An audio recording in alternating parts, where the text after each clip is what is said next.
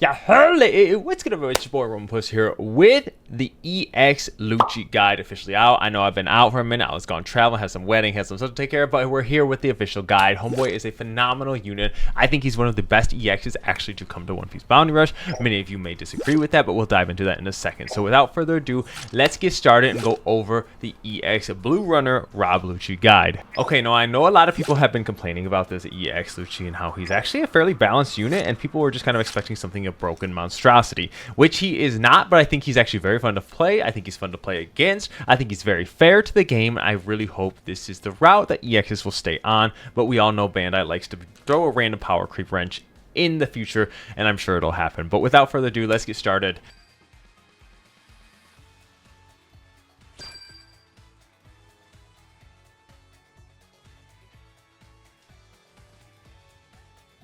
Beginning with our stat recommendations, you're obviously going to want to build attack, and honestly, I don't think it matters too much whether you build HP or defense. He has both pretty good stats in each one of those. I think HP is probably going to be better for you against certain characters, and then there's defense will be better for you against certain characters. So someone like S-Snake, you're going to want defense against, but someone like Gear 5, you're probably going to want HP when you're fighting them, as it'll make it easier, and you do have percentage healing when you're in your attacker awakened mode, so that's just something to keep an eye out.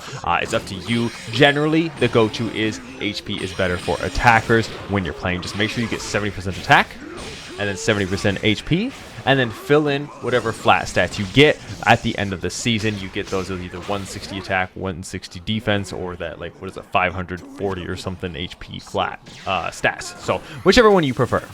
This is something new I wanted to add, was a tips and tricks section and how to play him. So I did some testing real quick and kind of determined kind of how to play him as you're going. You're generally going to be starting in your runner form always, and you're probably going to want to start that when you're fighting a new character. So you're a runner, act like it, go take the flags. You have an extremely mobile skill 1, and it does a huge chunk of damage. It does percentage damage and can hit really hard. So it is perfect to start off a fight, and if you land it, good. If you don't land it, that's fine. Then you can use your skill 2 and move from there, and you can determine whether you want to fight the enemy or go run away. So that's kind of the first thing you want to do. Remember, your skill 1 does not go over gaps. That's something to keep an eye out for when you're trying to do that. If you are brand new to Rob Lucci, you cannot go over walls with either of your skills when you're in your runner form. So something to be an eye out. So like waters on Dressrosa or water on Arlong Park, you cannot jump over those gaps. Now, when you go into your awakened form, your first skill, your skill 1, is ideal to start the fight off. You inflict the claw status effect, and you can also dash to people. So you want to make sure you aim at them by clicking their icon in the upper right corner. That will lock onto them if you are within range or have sight of them, and then it will dash to them when you hit. So you can kind of choose specifically who you're going to hit. This is ideal so you don't auto-target on the wrong person or auto-target on someone who's been knocked down. This will inflict your claw effect, which will enable you to then use your skill 2, which does extra damage if they have been inflicted with the claw effect. So just things to take note of. Now, you can, if you are far away from an enemy and don't have your skill 1, or you just don't want to go into a fight specifically, you can use your skill 2 from a pretty good distance away and use it from range. I think it works really well and is a very good tool when you're out fighting. So hopefully this will be a little bit of insight as to how to play Rob Lucci when you're going through that. So I hope you guys find this little portion useful. Next, let's talk about their pros and what makes Rob Lucci good. He's honestly a runner and attacker. Obviously, he has both classes. Those are big. That allows you to have a really good offensive pressure. You are extremely mobile in your runner form, and you get that movement speed buff. Your skill 1 allows you to run around the map without being directly hit unless they come to hit your body originally. You also ignore defense through multiple sources when you're in your attacker mode. You remove enemy skills with his specific status effect. He has a variety of healing sources between taking flags and hitting the enemy while he's in attacker form.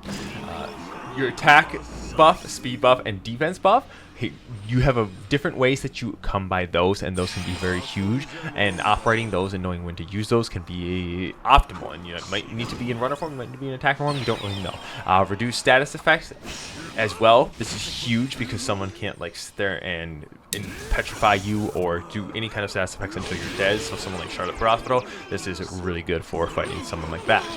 You have a wonderfully designed kit, and honestly the best thing of all is he is finally a transforming Zoan. I don't count the expensive blue Luffy, but I do love that we have a transforming Zoan who actually goes from human form to his hybrid form. It is awakened, but like that's all I've ever been wanting in this game.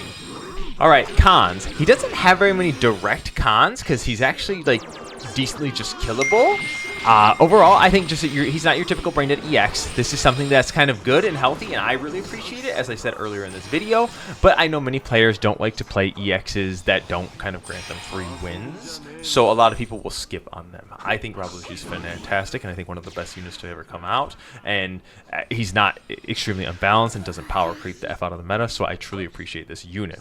He can be withered down with like specific one-shot skills, and a lot of green characters are actually able to destroy him pretty easily, so just be careful of that when you're fighting. Just watch that color advantage. It's something to be careful of. Ideally, you're going to want some Zoan support on him. You're not invincible like other EXs. You do have skills that provide you invincibility, but just keep in mind that they are much shorter tempo, and a lot of your skills, especially when you're in runner form, that invincibility skill is relatively short, and people can whop you as soon as you're done with that, and it's actually a pretty easy skill to dodge. So just be careful of that when you're playing him and operating against specific units. So watch out for Shanks, watch out for the greens. We'll get into that a little bit later for who counters Lucci. And on top of that, you're also a multi-hitter. This can be good and bad, but against someone like Blackbeard or Whitebeard, a lot of their skill cooldown comes from getting hit. So if you hit a lot of times, it's going to give them a lot of cooldown. So watch out for someone like Whitebeard. Now, he does status effect, but he also ignores defense. So there's things to be careful of when you're fighting someone like that. As a defender, he is a light unit as well, so he does have color advantage against your blue. So things like that, you need to know who you shouldn't hit at a specific time and hit a lot. So you're going to want to hit hard. Ideally, you'd want to hit someone like Whitebeard with just like your skill 2, as it hits pretty heavily, and it only hits it like 2 times or 1 time or whatever. Now let's talk about the characters you counter. S-Snake, you can absolutely destroy. Just build that damage, and you can whopper. It feels so good. Just turn into attacker form, and you'll melt her health bar away. And on top of that, a lot of red units. Someone like Red Uta, S-Hawk, Albert, all of these are valid characters that you will absolutely destroy. They can potentially kill you with raw damage, but it's just something that you'll mostly win, especially status effectors in general. So someone like Charlotte Prospero shouldn't be too big of an issue. Someone like any Boa Hancock units, generally those characters you should destroy pretty well because you have the 80% status effect reduction time. Now let's talk about the Lucci counters. What helps like destroy him? Honestly, Gear 5 can do a lot, so be careful. Now you do ignore defense, so you do have tools to kill him.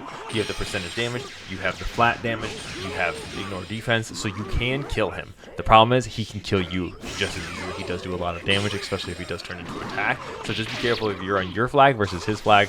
Just things to be careful of. Someone like Film Shanks can run away and keep spam killing you, so that's another one to watch out for. You do remove his red hair state, but if he has his attack buffs, because you do not remove his attack buffs, he can actually annihilate you and get them stacks off. So if he's got his attack stacks going, he can sit there and one-shot you over and over again, and he can be a little bit tricky to deal with in certain circumstances. And then on top of that, you have someone like Jabra the Wolf. Homeboy hits pretty hard. Now you can kill him. As I said, you do ignore defense, and he is a defense stacker, so you do have the tools to deal with him, but he has the tools that can kill you. So it's pretty much just kill or be killed. That's generally how a lot of attackers are. There's not really usually like any stalemates or anything. Like someone's gonna one-shot the other. You just need to be hopefully on the better end of that. So things to be careful of are that. So the green attackers are big. Someone like Roger can be annoying with his 50% HP cut, but you can kill him relatively easy as long as you just don't get spammed by his skills or play against him very wrongly, but I wouldn't consider him a counter. Alright, lastly, let's talk about the medal suggestions. Now, I always have the Kaido set on here. It's fantastic. It's a great attacker option. It gives you plenty of skill 1 cooldown. It's very good, especially if you're going to be running around the map. I think this is a very valid set. On top of that, you have the Dressrosa cap speed. There are other cap speed sets out there, things you can mix match and kind of go find whatever characters you have to work with. It really does depend on what units you have in your inventory and comes down to what you have available. But I wanted to throw these options down at the bottom there the most because obviously you're going to be starting with the Lucci. If you're watching this video, I'm assuming you have him.